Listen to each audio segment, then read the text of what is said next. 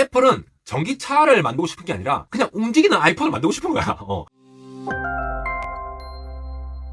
네, 여러분 안녕하십니까. 안달공학 에러입니다. 오늘은 말이죠, 제가 안달과학 굿즈를 설명하는 게 아니라 자율주행차에 대해서 오늘 좀 전반적으로 살펴보려고 준비하였습니다. 전기차가 상용화될 것 같지 않던 10년 전 시절이 있었는데 이제 굉장히 많이 보급이 되었고, 더군다나 이제 자율주행까지 이 전기차의 하나의 경쟁력으로 승부가 되면서 다양한 기업들이 엄청난 기술 경쟁을 하고 있는데요. 오늘은 자율주행하면 빠질 수 없는 테슬라, 그리고 구글의 웨이모, 그리고 마지막으로 소문만 무성한데 실제 뭔가 있을 것 같은 그 애플카까지 한번 살펴보도록 하겠습니다. 뭐 다양한 기업들이 있지만 전기차 산업 그리고 자율주행과 관련해서 이 세 개의 기업을 빼놓고 현재는 얘기를 할 수가 없겠죠.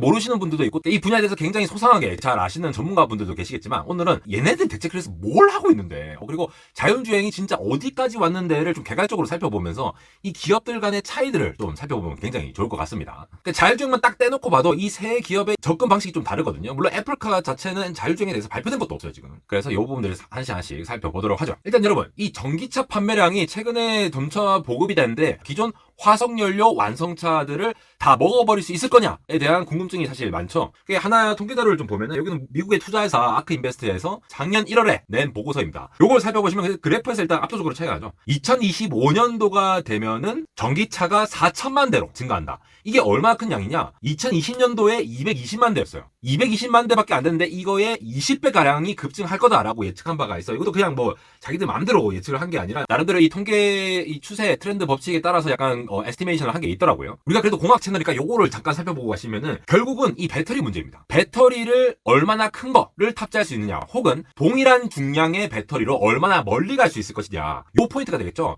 일론 머스크가 테슬라 전기차 관련해서도 제일 집중하는 부분이 바로 이 부분입니다. 어쨌든 이 자동차를 경량화할 수 있다라는 부분, 그만큼 가벼우면 가벼울수록 배터리 소모를 좀 덜 할 수 있을 거고, 그러면은 한 번 충전해도 멀리 갈 수 있는 차를 만들 수가 있겠죠. 이번에 현대차에서도 아이오닉 6 같은 거 나오면 주행거리 상당히 늘렸잖아요. 이런 부분들을 살펴보시면 되겠는데, 중요한 건 이겁니다. 그냥 이것도 반도체랑 비슷해요. 결국은 이 배터리, 이렇게 효율적인 배터리가 언제쯤 양산이 가능할 거냐, 양품의 배터리들을 굉장히 많이 생산하는 것이 가능해질 거냐라는 시점을 볼 때, 지금 보시는 이제 리튬이온 배터리 기준으로 이렇게 이제 추세를 그려봤어요. X축으로 보시면은 100메가와트씩, 1000메가와트씩 이렇게 쭉쭉쭉 이제 점들이 포인트가 되어 있잖아요. 이 가격들이 점점 떨어지고 있는 추세예요. 계속 양산을 성공적으로 하다 보니까 이 가격들은 점차 떨어질 거란 말이죠. 그러면은 전기차 가격들이 점차 줄어들 겁니다. 이 줄어들게 되면은 수요도 점차 급증을 하게 될 거죠. 결국은 배터리 가격이 하락이 되면 전기차가 급진적으로 공급이 잘 되고 수 있고, 그만큼 더 많이 팔릴 수 있다. 이게 첫 번째 근거가 될 거고요. 두 번째는 지금 뭐 LG 에너지 솔루션, 삼성 SDI 그 외 모든 배터리 업체들이 굉장히 곤두세우면서 하고 있는 것들이 바로 더 멀리 갈 수 있는 이 배터리를 얼마나 잘 만들 수 있을 것이냐, 바로 이 부분이 되겠죠. 결국은 이 양산 기술을 극대화하면 할수록 가격이 하락이 될 것이다. 그러면 공급이 될 것이다. 이렇게 이어지는 수요 예측이 되겠습니다. 여기에 전기차가 점차 더 화랑될 수 있는 근거가 있죠. 지금 이제 탄소 배출권 관련해 가지고 2050년까지 이 탄소 배출이 이제 제로로 만들겠다, 이런 지금 전 세계적인 추세가 있죠. 이렇다 보니까 지금 유럽연합에서는 2035년까지 내연기관 차들을 아예 판매를 금지하는 법안을 지금 통과를 시켰죠. 그리고 영국과 덴마크는 2030년도까지, 그리고 미국 캘리포니아 주에서도 2035년까지 내연기관 신차를 아예 판매를 금지시키겠다라고 하는 거죠. 이제 앞으로 한 10몇 년 남았는데 이게 유예기간인 겁니다. 이미 이런 선진국들의 선제적인 움직임이 있고요. 이런 무브먼트에 따라 동아시아권 그리고 다른 국가들도 이 추세를 따라가겠죠. 전차, 전기차는 압도적으로 보급이 될 거다. 자, 이거를 기업 입장에서 봅시다. 기업 입장에서 보면은 이미 전기차 수요가 확대가 될 거니까 이거를 누가 먼저 선점하느냐, 이게 포인트인 거예요. 기존에 있는 완성차 제조업체 있죠. 뭐 GM, 포드, 현대차도 그렇고 전기차를 빨리 먹어야 돼요. 지금은 테슬라가 압도적으로 시장 포션을 차지하고 있지만 다른 데도 많이 경쟁력을 끌어올리고 있죠. 기존에 이 인프라가 잘 구축되어 있으니까. 그러나 전기차의 판도를 바꾸는 핵심적인 기술로서 바로 자율주행이라는 포인트가 하나의 핵심적인 경쟁력이 될 수 있다는 거죠. 먼저 테슬라부터 살펴볼 건데요. 테슬라는 자기 차가 있잖아요. 테슬라 차가 있으면은 그냥 소프트웨어 업데이트를 하면 자율주행이 가능한 거야, 이게.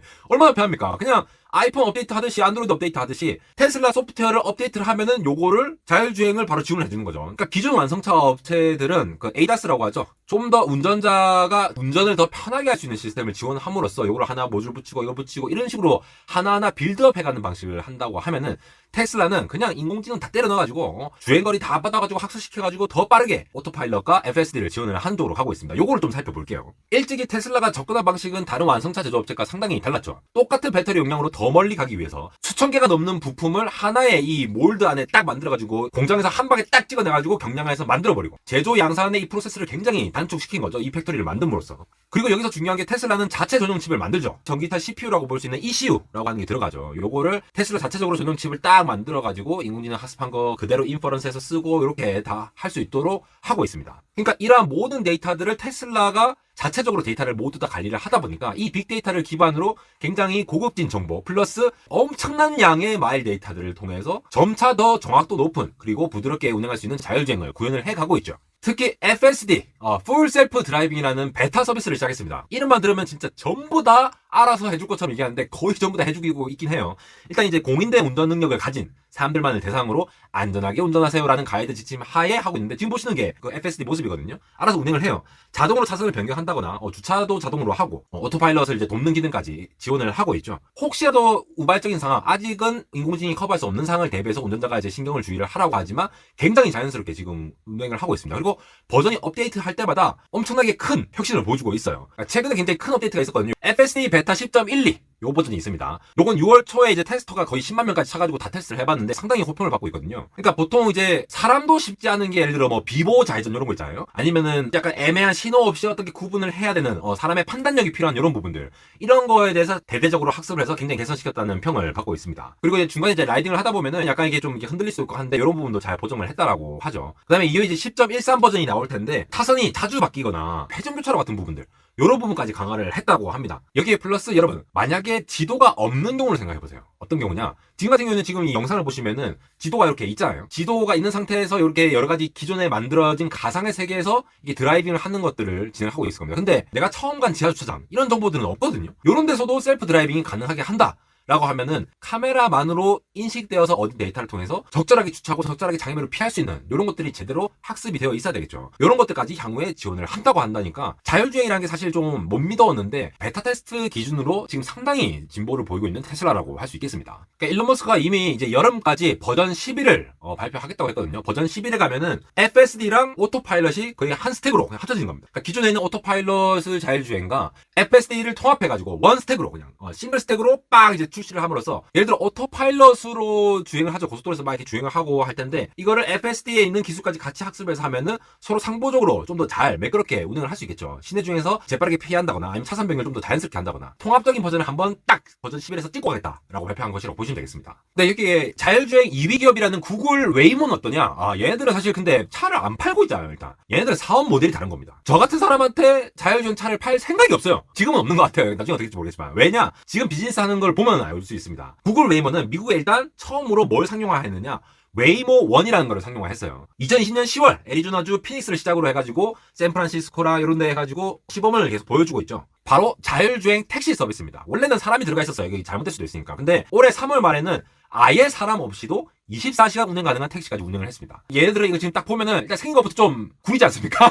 테슬라가 약간 미래형 자동차 같이 생겼다고 하면은 구글 웨이모는 지금 이제 딱 그 뒤통수 이게 정수리에 이 라이다 딱 타고 지금 굉장히 좀 구리게 생기지 않습니까 이게? 어쨌든 라이다 정보까지 지금 활용해가지고 지금 이게 맵이 보이잖아요. 이 맵을 통해서 안정적인 어떤 비즈니스 모델을 세우고 있는 거예요. 얘들이 로봇 택시만 하는 게 아니에요. 택시 서비스뿐만 아니라 웨이모 비아라는 서비스도 하고 있습니다. 그러니까 화물용이죠. 화물기사 아저씨들 얼마나 피곤합니까? 특히 미국 같은데 그 대륙을 몇 시간이고 며칠이고 가면 얼마나 피곤합니까? 그게 사고 확률도 높고. 그런데 이거를 이제 웨이모 비아라는 서비스를 런칭을 함으로써 UPS 같은 업체라든가 아니면은 미국 내 대기업인 JB 헌트라는 기업과 이제 결탁을 해가지고 실제로 이 서비스를 확대를 해 나가고 있습니다. 그러니까 이런 거죠. 테슬라는 이미 개인 소유의 차량을 먼저 팔고 있어요. 일단 팔았어. 판 다음에 소프트웨어를 업데이트해서 얘네들 실제로 자율주행을 할 수 있게끔 서비스를 해내야 되는 겁니다. 단가 자체를 굉장히 낮추면서 이거를 실제로 자동차를 판매를 하는 입장이다 보니까 그쪽에서 비즈니스 모델이 있는 거고요. 다만 구글 웨이모 같은 경우에는 얘네들이 회사 소유의 자율주행차를 만들고 있죠. 그러니까 얘네들은 자동차 한 개 한 개에 대한 그 가격 자체는 굉장히 비쌀 겁니다. 근데 이거를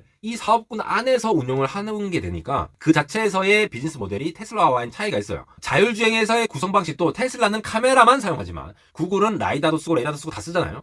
이렇게 다 쓰는 법에서도 차이가 있고 완성차를 제조를 소비자용으로 해야 하느냐 말아야 하느냐의 차이도 있습니다. 지금. 그래서 앞으로 이 서비스에 대한 주도권을 누가 가져가야 할지에 대한 포인트도 보면 좋을 것 같고요. 어떻게 보면 이게 이제 시장이 양분화되는 겁니다. 소비자 쪽으로 가는 것도 있을 거고, 아니면 아예 이렇게 기업 소유의 새로운 비즈니스 모델을 좀 더 확대해 가면은 서로 잡아먹지 않는 형태로 가지 않을까 조심스레 예측을 해봅니다. 목이 마르네요. 좀 PPL 안달공학에서 시키지도 않았는데 안달공학이니까 저희 자매 채널인 거 아시죠?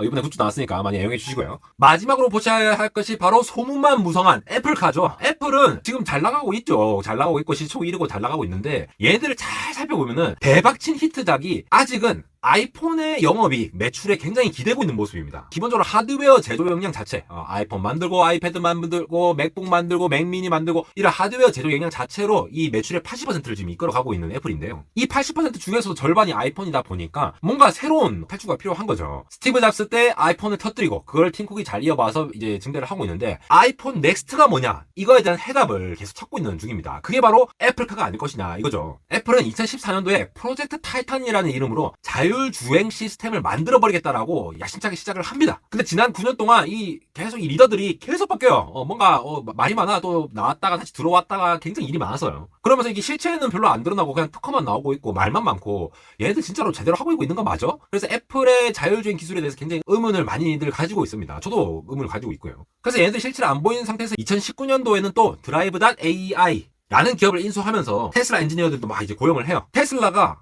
AI로서 자율주행을 성공하는 모습을 이때부터 보이기 시작을 하니까 애플도 이쯤에서 약간 방향을 좀 더 자율주행에 강화해서 영향을 집중시킨 게 아닌가 싶어요. 특히 작년 4월에는 이 GM이나 도요타, 현대차 같은 완성차 제조 기업에서 전문가로서 있었던 존 크라프칙 CEO가 물러났습니다. 그런 다음에 구글의 소프트웨어 엔지니어 출신 CEO들을 이렇게 딱 영입을 합니다. 이 소프트웨어 쪽에 집중하겠다는 겁니다. 그래서 제가 지난 WWDC 2022 때 카플레이 발표한 거 제가 설명드렸잖아요. 드디어 애플카가 약간 이 카플레이에 대한 것도 공식적으로 좀 더 상세하게 발표를 하기 시작해서 좀 더 뭔가 이 자동차 자율주행과 관련해서 뭔가 움직임을 시작한 것이 아닌가, 이렇게 예측할 수 있는 부분이 있었습니다. 물론 카플레이는 이전부터 지원을 하고 있었지만요. 애플은 전기차를 만들고 싶은 게 아니라 그냥 움직이는 아이폰을 만들고 싶은 거야.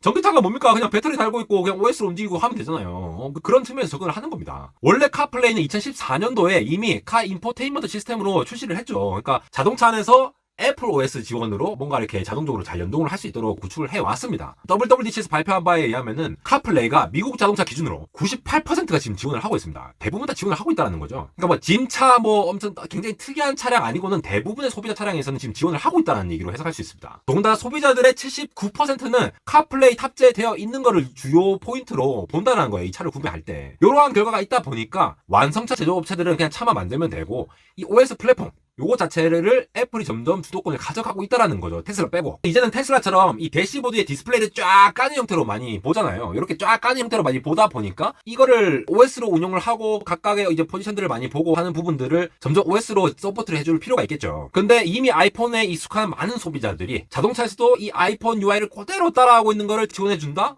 굉장히 매력적이지 않습니까? 이렇게 점차 플랫폼을 확대해 나가면은 결국 플랫폼을 가진 자가 승부를 보잖아요. 카카오라는 기업도 플랫폼을 가지니까 점차 커져가지고 굉장히 대기업으로 성장을 했고, 구글도 마찬가지고 애플도 이 플랫폼을 먼저 잡겠다는 겁니다. 테슬라한테 주는 거 말고 자기는 자기 나름대로 GM이나 다른 데랑 협력해갖고 완성차 제조업체들을 다 먹어버리겠다, 이런 계산을 하고 있다는 거죠. 그래서 향후에 이 애플이 카플레이를 통해서 점차 완성차 제조업체들을 쥐락펴락할 수 있도록 요 파워를 계속 키워가는 중이 아닌가, 이러한 조심스러운 추측을 해보고요. 그런데도 보면은 이제 이 9년이 지날 동안 물론 테슬라는 지금 어느 정도 보여주고 있지만 애플 같은 이런 현금력 짱짱한 기업도 아직도 자율주행에 대한 실체를 제대로 보이지 않는 것을 보면은 이 기술 자체가 진짜 어려운가 봐요. 물론 애플은 이 시장이 확보이 된 다음에 진입을 하는 그런 이제 전략을 주로 쓰다 보니까 조금 비밀스럽게 이렇게 얘기를 하고 있는 부분도 있는 것 같습니다. 네, 그래서 지금까지 테슬라, 애플, 그리고 구글 웨이모의 자율주행을 중심으로 해서 얘네들이 어떻게 전략을 세워 나갈지에 대해서 가볍게 한번 다뤄보게 됐는데요. 자율주행과 관련해서는 지금 이제 처음 영상이다 보니까 전반적으로 개괄적으로 이해하실 수 있는 부분들을 위주로 다루었습니다. 물론 지금 이제 예를 들어 트위터 같은 거 보면은 흔히 말하는 테슬람 같은 분들도 있죠. 테슬라가 세상을 바꾼다